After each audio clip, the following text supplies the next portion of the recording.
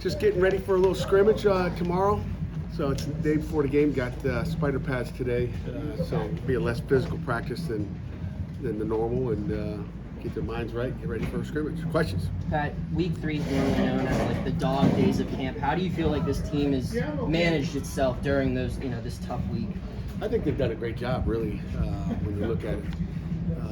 I think mentally we're in a good place. I think the NCAA, and I've maybe mentioned this before, giving us those 2 extra days keeps these guys a lot fresher. It's not like it used to be. The dog days, there are no dog days. I mean, dog days was back when we played, and you had triple sessions and double sessions, and it got brutal around practice 14. But, they practice 14, or excuse me, day 14 or day 17, whatever we're on, could have been practice 24. When you had double sessions, it's not that hard anymore like it used to be. So I can't even call it dog days.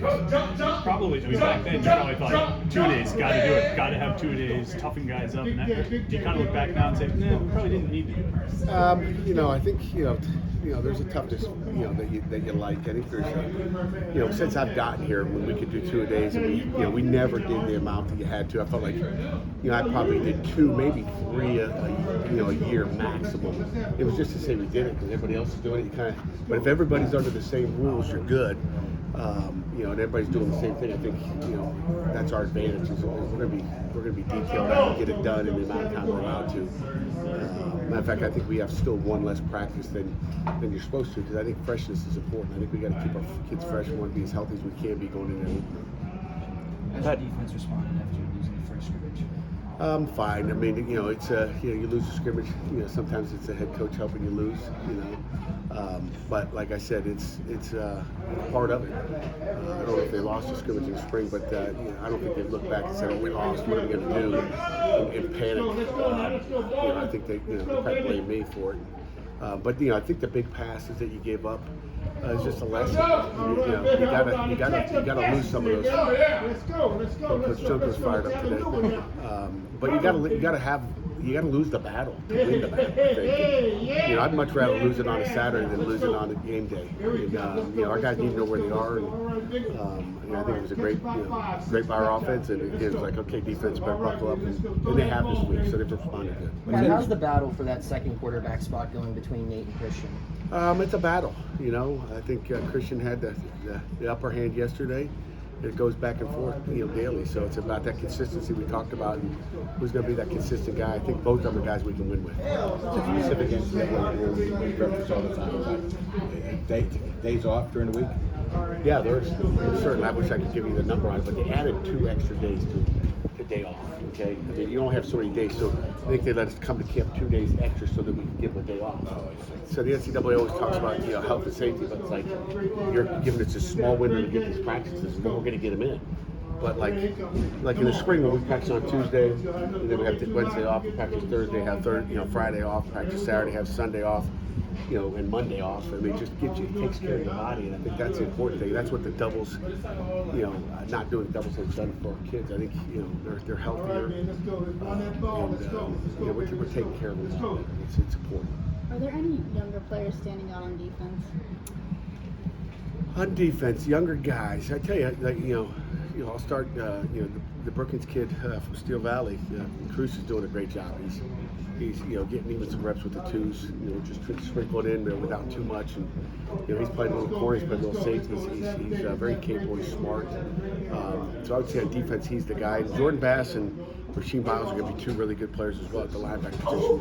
I think it's too early on the D-line. It takes a little bit more development there on defense. When you're watching your linebackers practice, what are the elements that you look for to see that indicate to you and your staff guys should be a star, Mike, or money? Like, are there different things that you see like that perk up to you guys when you go back over the tape? No doubt about it. I mean, there's guys that can play in space and guys, that can't. The other linebacker I didn't mention is Brandon Lovelace, who's again another freshman. I guess I don't look at him as a freshman because he was here in the spring, but the 2 newest guys.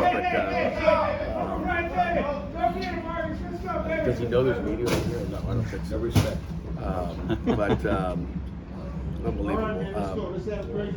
What was the question? Sam, Mike, and money. Yeah, I mean, there's different characteristics of all those guys. I mean, that star linebackers playing that space most of the time versus all the spread offenses. And our offense is a little combination of spread and some two back and a tight end pro set. So there's definitely some changes as far as what they do athletically. The Mike linebacker is going to be the bigger of the most. And again, we'd like to play with three guys. I mean, Savasier could play all three, so we like so you're recruiting more athletes that can play it all, and then that bigger athlete can play inside and play in the box. How different of a player is Bub Means this camp compared to last camp? Totally different. I mean, last year he was just trying to learn the offense. He came in the summer, I believe. Might be wrong, but I think he was a summer visit. I remember having breakfast with him, but he's learning the offense, and he's a much different player. Will those young linebackers be part of the rotation this year? I'm sorry? Will the young guys be part of the linebacker rotation this year? Lovelace for sure. Those other guys, to be determined. I think Saturday scrimmage and how they progress, and you never know. I mean, we got enough depth at linebacker. You'd like to hold them if you could, because they're going to be great players in the future, and you hate to sprinkle in it, but you never know how the injury bug will hit you. Just on the linebacker question, I mean, going back to probably 2020 with Bengali and Solomon, I mean, those were guys who were safeties, receivers in high school, and it seems like that's what you recruited the last 3-4 years. Was there a shift of let's try and find some bigger safeties, bigger athletes for those spots? No, that's always been our deal, Chris. I mean, since I was wherever I've coached, we wanted athletes. I prefer a linebacker that played tailback. Okay. And again, our linebackers are just, they do the same thing that tailbacks do. Tailbacks, the only thing is they get the ball. Tailbacks get the ball. What do they do? Find the hole. Linebackers do the same thing. We want guys that know how to find the hole and fill it and hit the guy that's got the ball. So it's the only difference, but we're looking for athletes at all those positions. Who on your defense can't play all three spots right now? All three spots. Do we have a Savasier Dennis? Again, I'd say most of them are two spots right now. Our outside backers are interchangeable on the outside, and Shane, as you guys know, can play inside, outside. So can Brandon George. So we'll keep the guys in the box can play those two spots. The guys on the outside can play field and boundary. I was watching Underwood yesterday. Have you ever had an assistant coach with as much enthusiasm on the field? Yeah. He better have enthusiasm. They better all get